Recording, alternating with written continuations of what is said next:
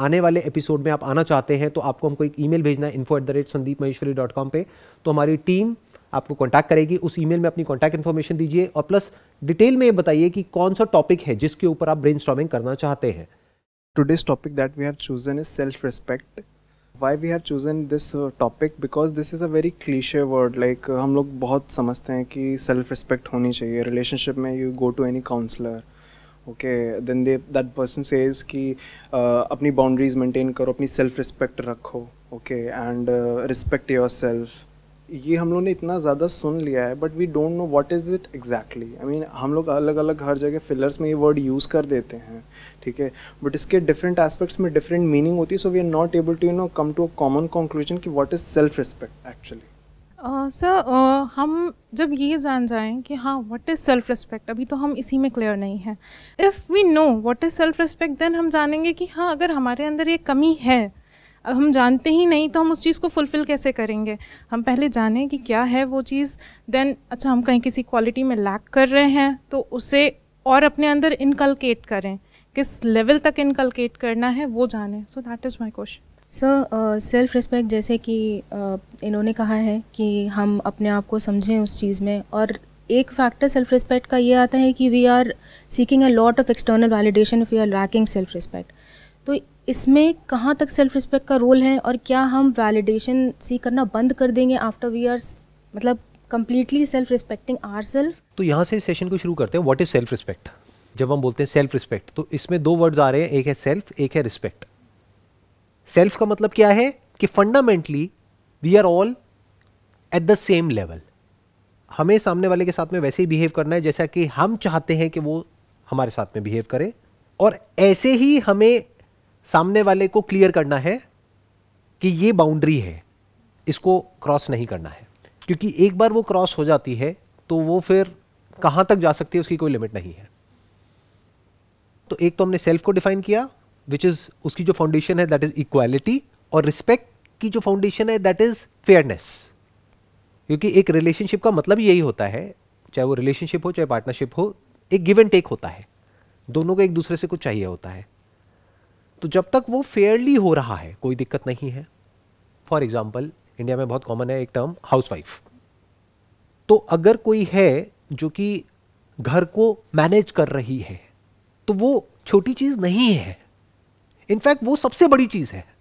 अब अगर हम ये बोल दें वो सबसे बड़ी चीज है और वो अपनी इस पोजीशन को डोमिनेट करने लग जाए मेरी इस बात को सुन करके, वो भी गलत हो गया, क्योंकि वो क्या मैनेज करेगी अगर पैसे ही नहीं है मैनेज करने के लिए। तो पैसा भी इंपॉर्टेंट है और घर को मैनेज करना भी इंपॉर्टेंट है। घर में क्या आ गया, घर आ गया, बच्चे आ गए, जो भी कुछ घर से रिलेटेड है वो सब कुछ आ गया। तो अगर दोनों इस बात को समझते हैं कि हम दोनों मिल करके लाइफ में आगे बढ़ रहे हैं and we are equal partners, तो फंडामेंटली जो ये प्रॉब्लम है सेल्फ रिस्पेक्ट की, ये कभी नहीं आएगी। इनफैक्ट अगर किसी को पनिश भी करना है तो उसका भी एक तरीका है। वो तरीका क्या है कि अगर आप खुद उस पोजीशन में हो तो आप क्या चाहते हो कि आपको कैसे ट्रीट किया जाए।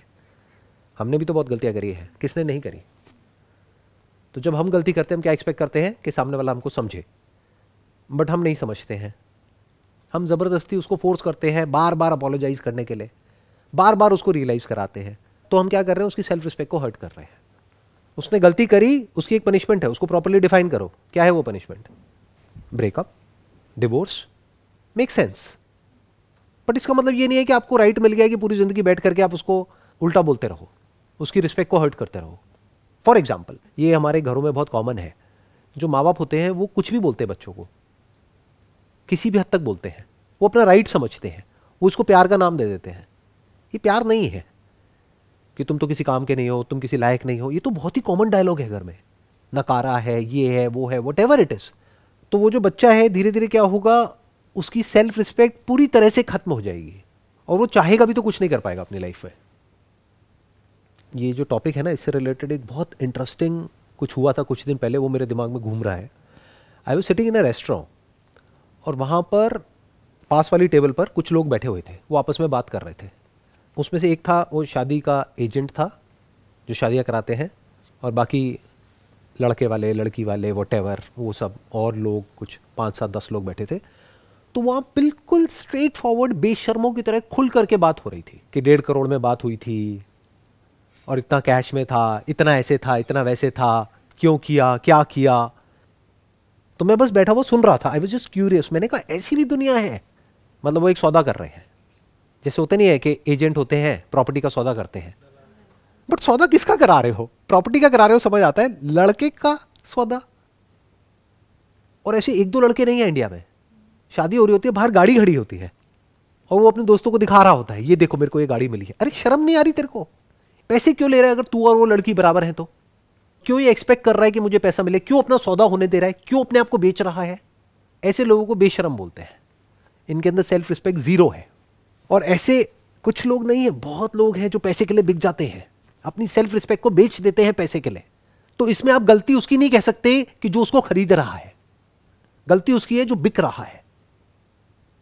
मानो लड़की वाले ने लड़के को खरीदा अपनी बेटी के लिए, अब वो बेटी उस घर में आएगी, आ करके सुनाएगी कि तेरी कमाई की गाड़ी नहीं है, मेरे बाप ने दी है।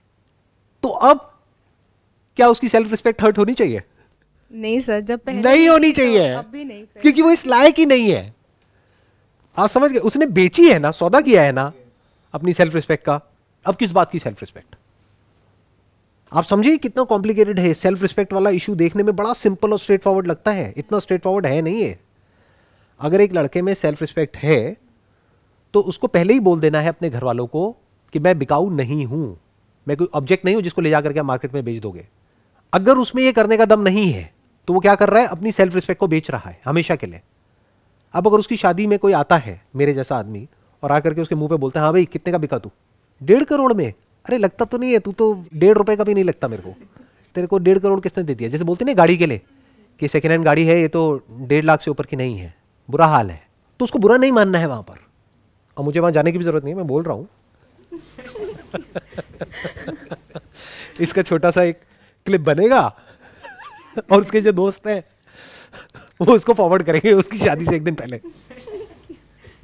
मजा आएगा। तो उसकी सेल्फ रिस्पेक्ट हर्ट नहीं होनी चाहिए क्योंकि उसकी सेल्फ रिस्पेक्ट है ही कहां।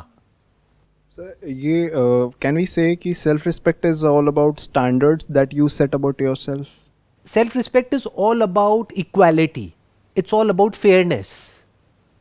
You must be fair with the other person, whether it's a relationship of an employer-employee, whether it's a relationship of two people living together or who got married. तो वहां पे इक्वालिटी होनी बहुत जरूरी है। आपको यह समझना है कि जो सामने वाला पर्सन है वो और मैं एक्चुअल में इक्वल है, बाहर से दिखाने के लिए नहीं। मान लो आप वर्किंग हो, आपकी जो वाइफ है वो हाउस वाइफ है, तो आप दोनों इक्वल हो। ये नहीं है कि वो हाउसवाइफ है तो आप कुछ भी उसको बोलने लग जाओगे या उसको जाकर के इंसल्ट करोगे या कुछ उल्टा सीधा बोलोगे। इसका मतलब क्या? आपके खुद के फंडे क्लियर नहीं है। तो इसकी शुरुआत कहां से होती है सेल्फ रिस्पेक्ट की? कि आपके खुद के फंडे क्लियर होने चाहिए, दैट इज वन। बट आपके फंडे क्लियर है और सामने वाले के नहीं है, अब क्या करोगे? Take a stand. हम अभी बात कर रहे थे जैसे इंडिया में पेरेंटिंग की, कि हम जनरली हमारे यहाँ पेरेंट्स होते हैं, एल्डर्स होते हैं।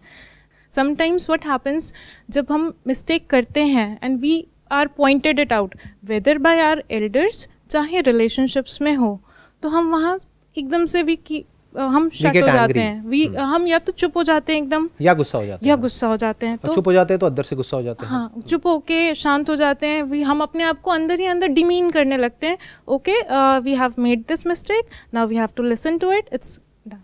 हाँ, तो उनसे आप बड़े पोलाइटली आराम से बात कर सकते हो कि मैंने माना मेरे से गलती हो गई, बट गलती तो आपसे भी हुई होगी कभी ना कभी लाइफ में। क्योंकि अगर आप कहते हो कि मैं एक गलती हूं, तो मैं किस गलती की वजह से इस दुनिया में आया? जो गलती आपने करी।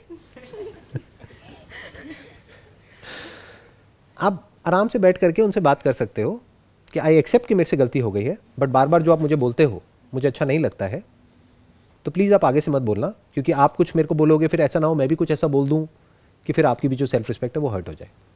तो इसको बोलते हैं स्टैंड लेना। ये मत समझो कि ये दुनिया आपकी रिस्पेक्ट करेगी अगर आप खुद अपनी रिस्पेक्ट नहीं करोगे तो। और इस गलत फहमी में भी मत रहना कि अगर आप सामने वालों की रिस्पेक्ट नहीं करोगे तो वो आपकी रिस्पेक्ट करेंगे। तो आप उनकी रिस्पेक्ट कर रहे हो इसलिए नहीं कि उसमें उनका फायदा है, आप उनकी रिस्पेक्ट कर रहे हो क्योंकि उसमें आपका फायदा है। दैट इज नंबर 1, वो आपको खुद को समझना है। ये इसकी एक लेयर हो गई। क्योंकि आप किसी की रिस्पेक्ट करोगे तो ही वो आपकी रिस्पेक्ट करेगा।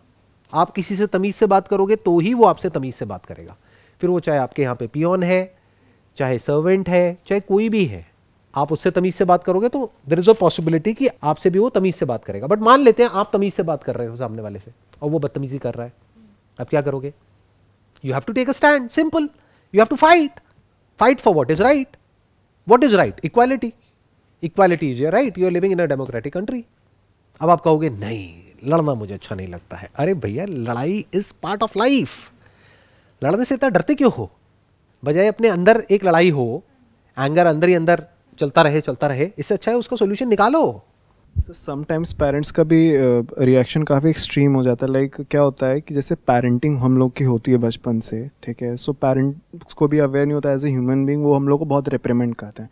तो जब बच्चा बड़ा हो रहा होता है तो सेल्फ एस्टीम उसके पेरेंट्स के थ्रू ही डेवलप होती है, because they are the first care givers. तो अगर वो हर बार उनको डिमीन ही किया गया है बच्चे को, तो अनकॉन्शियसली बच्चा जो है एक्सटर्नल वर्ल्ड में वैलिडेशन ढूंढने लगता है। तो सर उस केस में हम लोग क्या कर सकते? Because this becomes so damn toxic. अपने आप को एजुकेट करो, और एजुकेशन सिर्फ वो नहीं है जो स्कूल कॉलेज में मिलती है। बुक्स पढ़ो, थोड़ा सा समझो कि लाइफ क्या होती है। एक सोशल स्ट्रक्चर में जहाँ पर हम रह रहे हैं वहाँ पर इक्वालिटी नाम की एक चीज़ होती है, फेयरनेस होती है, डेमोक्रेसी क्या होती है, राइट्स क्या होते हैं, इतना बेसिक हमको अंडरस्टैंडिंग होनी चाहिए जो स्कूल कॉलेज में नहीं सिखाया जाता है। तो जब आपको ये अंडरस्टैंडिंग आ जाएगी तो आपको ये भी समझ आ जाएगा कि I deserve to be treated fairly, ये मेरा राइट है। नहीं तो क्या होगा, इसका एक एक्सट्रीम रिएक्शन भी होता है जो बहुत कॉमन है यहाँ पर इंडिया में, जहाँ पर कास्ट सिस्टम भी चलता है। अभी जो अर्बन सिटीज़ है वहाँ पर तो इतना नहीं है, बट जो रूरल एरियाज़ है वहाँ पर अभी भी है। तो वहाँ पर उन लोगों को इतना सप्रेस कर दिया जाता है कि उन लोगों के माइंड में बैठ जाता है कि हम इन्फीरियर हैं। ये प्रॉब्लम है।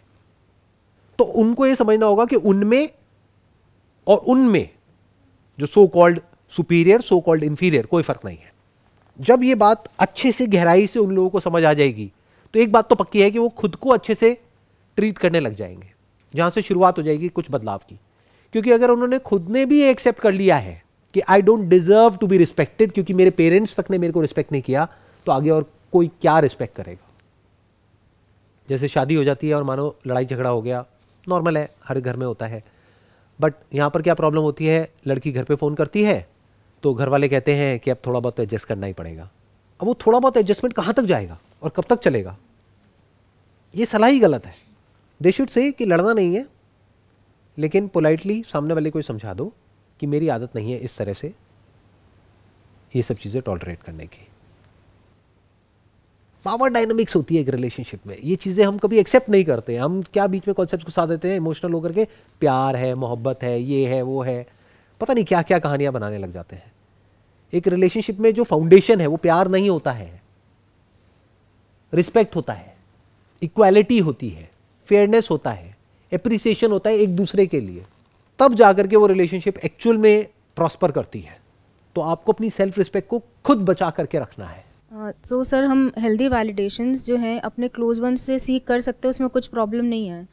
या अगर हम बिल्कुल वैलिडेशन, कोई इंसान है वो बिल्कुल ही वैलिडेशन सीख नहीं करता, दैट पर्सन नोज़ कि ये जो है ये मेरे लिए सही है, मुझे किसी से पूछने की ज़रूरत नहीं है, ना मुझे किसी का स्टैम्प चाहिए इस पर कि नहीं यू आर डूइंग राइट। वो चाहे मेरी खुद के पेरेंट्स हों या मेरी वाइफ हो या गर्लफ्रेंड हो, कोई भी हो। तो इसमें मतलब is this healthy way of doing things? 100%। ना आपको वैलिडेशन सीख करनी है, ना किसी को वैलिडेशन देनी है। एप्रिसिएशन दे सकते हो but you must not validate. आप होते कौन हो वैलिडेट करने वाले, और किसी से वैलिडेशन सीख क्यों कर रहे हो? The moment you seek validation from someone, आप अपनी लाइफ का कंट्रोल उनको दे रहे हो। For example, if I seek validation in what I am doing, तो आपको क्या लगता है कोई वैलिडेट करेगा मेरे को ये करने के लिए जो मैं अभी कर रहा हूं? आज क्या डे है?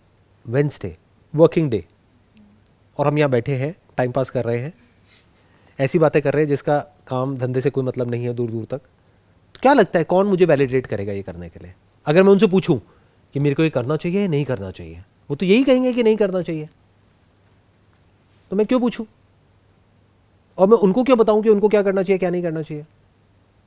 उनको जो करना है वो करें, मुझे जो करना है मैं करूंगा। हाँ, अगर मेरे ये करने की वजह से उनकी लाइफ पे कोई गलत असर आ रहा है तो मुझे इस काम को इस तरीके से करना है कि उनकी लाइफ पे कोई नेगेटिव इंपैक्ट ना आए। जब तक उनकी लाइफ में कोई प्रॉब्लम नहीं आ रही है मेरे ये करने से, तो मैं उनको क्यों राइट दूं ये बोलने का कि मैं ये करूं या ना करूं। एक और आपको बहुत बड़ा सीक्रेट बताता हूं, कभी भी किसी से राय लेते हो ना, उससे ये मत पूछो कि मेरे को ये करना चाहिए नहीं करना चाहिए, फंस जाओगे। उसने बोला करना चाहिए और आप नहीं करोगे तो रिलेशन खराब होगा, वो कहेगा नहीं करना चाहिए फिर आप करोगे तो रिलेशन खराब होगा।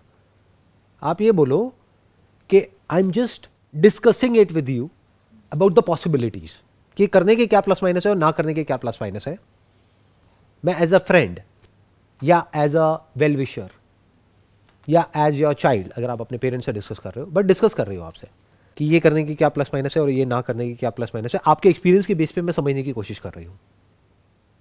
डोंट टेल मी कि ये करना है नहीं करना है। The moment you ask somebody कि करना सही है या नहीं है, बुरी तरह से फंसोगे जा करके। तो जैसे अभी वैलिडेशन की बात हो रही थी, sometimes it comes out of emotional dependency. जैसे आपने कहा कि गिव एंड टेक रिलेशनशिप होता है, हम हमेशा कुछ उससे सीख करते हैं, वो हमसे सीख करता है। क्या इमोशनल डिपेंडेंसी नहीं होनी चाहिए हमारे अंदर? क्या हमें कॉन्शियसली उस चीज़ को लो रखना चाहिए कि अच्छा अगर हमें दिखता है किसी रिलेशनशिप में कि हाँ इमोशनल डिपेंडेंसी हो रही है, एक सॉर्ट ऑफ हल्का सा फियर भी आता है। हल्का सा नहीं आता है, बहुत आता है। और इमोशनल डिपेंडेंसी होती है अगर आप एक इंसान है तो, जहाँ पर एक रिलेशनशिप है वहाँ पर अटैचमेंट भी है, इमोशंस भी है, फीलिंग्स भी है। जब अलग होगे तो दोनों को गुस्सा भी आएगा, दोनों रिएक्ट भी करेंगे। अगर नहीं कर रहे हैं तो दैट मीन्स कि उसके लिए वो इंपॉर्टेंट ही नहीं है। तो जितना आप सामने वाले के क्लोज होते चले जाओगे उतना ही जब प्रॉब्लम होगी तो उतना ही दर्द भी ज्यादा होगा। जैसे ये दो हाथ है, इसको अगर हमने किसी एडहेसिव से चिपकाया जो आराम से अलग हो सकता है तो कोई दर्द नहीं है, चिपकाया ही नहीं एडहेसिव से तो पास आए दूर गए। अब ऐसे एडहेसिव से चिपका दिया है जिसको अलग करना इज नेक्स्ट टू इम्पॉसिबल, तो दोनों एक दूसरे से चिपक गए हैं। The moment there is a friction तो बहुत दर्द होगा।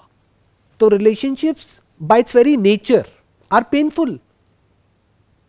अगर आप रिलेशनशिप में जा रहे हो तो ये समझ करके ही जाना, मतलब अगर ये सोच करके एक रिलेशनशिप में जा रहे हो कि सब कुछ बहुत अच्छा होगा, घर में भी सब बढ़िया होंगे, इन लॉज भी बढ़िया होंगे, ये भी बढ़िया होगा, वो भी बढ़िया होगा, कभी हमारी लड़ाई झगड़ा ही नहीं होगा, कभी कोई बहस ही नहीं होगी, तो ऐसा नहीं होता।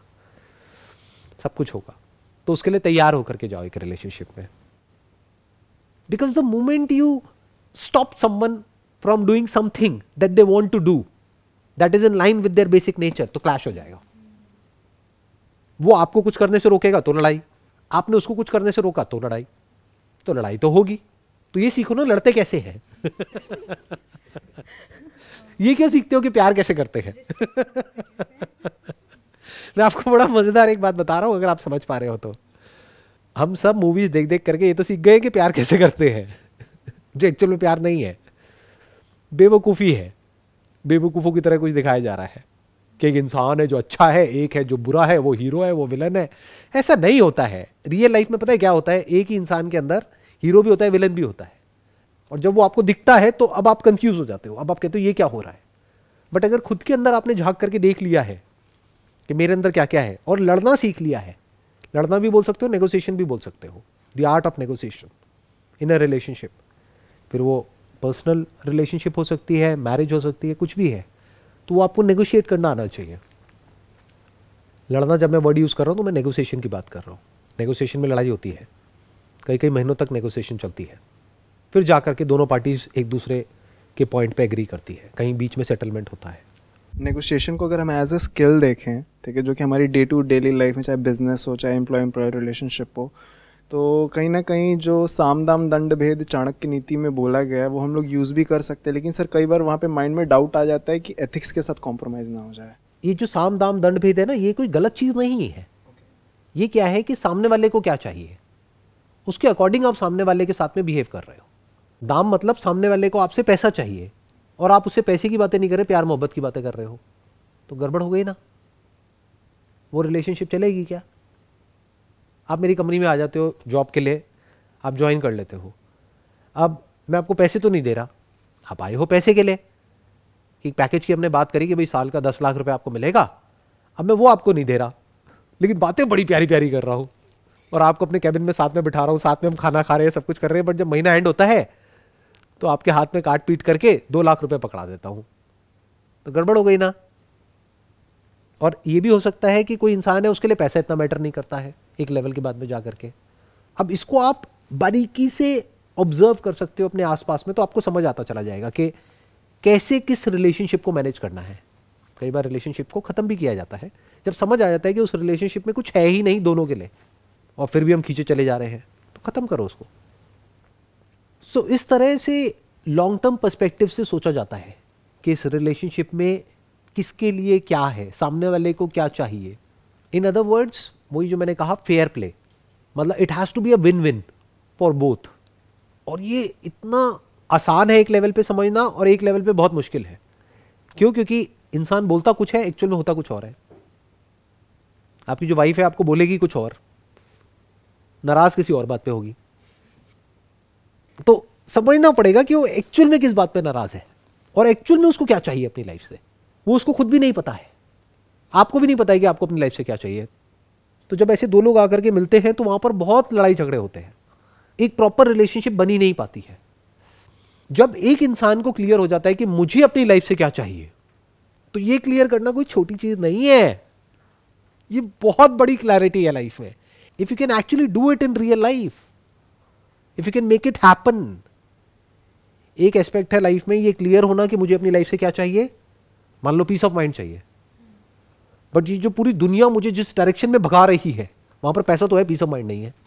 अब मैं क्या करूं? क्योंकि जहां मैं इस पीस ऑफ माइंड के डायरेक्शन में गया वहां पे वैलिडेशन 0 है, तो अब तो मैं फंस गया। अब क्या करूं? तो if you can actually create a situation in your life जहां पे आपने फिगर आउट कर लिया कि मुझे अपनी लाइफ से क्या चाहिए, तो इस क्लैरिटी के साथ साथ आपको क्या मिलेगा, आपको यह भी समझ आ जाएगा सामने वाले को क्या चाहिए। अब अगर आप उसके हिसाब से एक्ट करोगे तो वो रिलेशनशिप स्ट्रांग होती चली जाती है, फिर वो अनब्रेकेबल हो जाती है, अनशेकेबल हो जाती है। अब आप ये कह सकते हो कि वो रिलेशनशिप 99% आपको वो दे रही है जो लाइफ में सबसे इंपॉर्टेंट है। वो क्या है? एक रिलेशनशिप। लाइफ में रिलेशनशिप से ऊपर कुछ नहीं है। एक बहुत बड़ी रिसर्च हुई थी हार्वर्ड में या ऑक्सफोर्ड में कहीं पे, 25 ईयर्स समथिंग, हैप्पीनेस के ऊपर। तो एक कंक्लूजन सिंपल सा निकल करके आया, कोई बहुत अमीर गरीब ये वो व्हाटएवर, जिसकी रिलेशनशिप अच्छी थी वो खुश थे at the age of 70 years 80 years, जिनकी नहीं थी वो दुखी थे। तो इतनी इंपॉर्टेंट है रिलेशनशिप। सर मैं पूछना चाहती हूँ, क्या मैं करेक्ट हूँ इस चीज़ में? मुझे ऐसा लगता है कि अगर कोई क्लैरिटी आ जाती है हमारे मन में, जैसे हम अपने आप से पूछते हैं कि हमें क्या चाहिए, that is the biggest question. हमें लाइफ से क्या चाहिए, हमारा पर्पस क्या है, हम हैं कौन। मुझे ऐसा लगता है जैसे ये कड़ी है, अगर हम एक कड़ी खोल देते हैं तो धीरे धीरे करके कई सारी कड़ियाँ हैं जो खुलती चली जाती हैं, और अंडरस्टैंडिंग लेवल हमारा बढ़ता चला जाता है। जो हम सेल्फ रिस्पेक्ट की बात कर रहे हैं, डिपेंडेंसी की बात कर रहे हैं, इमोशंस की बात कर रहे हैं, फियर की बात करते हैं, ओवर थिंकिंग, कई सारे ऐसे टॉपिक्स हैं, ये सारे जुड़े हुए हैं। एक्सपेक्टेशंस हो गई, हमें जस्ट एक कड़ी हम धीरे से खुलेंगे तो इट्स ऑल रिलेटेड। क्या मैं सही हूँ इस चीज़ में? एब्सोल्युटली। इसकी जो सबसे पहली कड़ी है वो आप खुद हो। अगर आप खुद को अच्छे से समझते चले जाओगे, आपको समझ आ जाएगा आपके अंदर क्या पॉजिटिव है, क्या नेगेटिव है, क्या स्ट्रेंथ्स हैं, क्या वीकनेसेस हैं, क्या अच्छाइयाँ हैं, क्या बुराइयाँ हैं, आप कितने अच्छे हो और कितने बुरे हो। अब ऐसा नहीं आप सिर्फ अच्छे हो या बुरे हो, आप अच्छे हो कोई और बुरा है। लोग यहाँ जीते हैं बच्चों की तरह कि अच्छा इंसान है वो बुरा इंसान है। ये क्या होता है? जब आप खुद को अच्छे से समझ जाते हो तो आप सामने वाले को बहुत आराम से समझ सकते हो, और वहां से शुरुआत हो जाती है ये सब जो चीज़ें हैं जो हमारे लिए कॉन्सेप्ट्स हैं, ये जो वर्ड्स हम भारी भारी यूज़ करते हैं, understanding, love, care, respect, self esteem, happiness, contentment, peace of mind, ये क्या होता है, कब होता है, कैसे होता है, वो धीरे धीरे आपको समझ आने लग जाता है। और जितना गहराई से आप इन चीज़ों को समझते हो उतना ही डीपली आप सामने वाले से कनेक्ट हो जाते हो। जैसे लोग स्पिरिचुअलिटी का मतलब क्या समझते हैं? डिटैचमेंट। बकवास। Spirituality is ultimate attachment, total attachment. तो अभी जो भी हमने डिस्कशन किया आज के इस सेशन में, अगर इसको पूरे को सम अप करना हो वो क्या है कि आप सामने वाले को पहले फेयरली ट्रीट करो, सामने वाले की रिस्पेक्ट करो, तो यू डिजर्व रिस्पेक्ट. अगर आप ही रिस्पेक्ट नहीं करते, यू डोंट डिजर्व रिस्पेक्ट. अगर आप खुद की रिस्पेक्ट नहीं करते, तब भी you don't deserve to be respected. अगर सामने वाला, अब इसकी एक तीसरी लेयर है, सामने वाला आपकी रिस्पेक्ट नहीं करता है and you know that you deserve to be respected, you don't have to put an effort in it. You will immediately take a stand and fight for what is right and tell it to the other person, I don't deserve to be treated in such a way. I hope that sums up the whole conversation. Wish you all the best. It was pleasure talking to you and pleasure meeting you.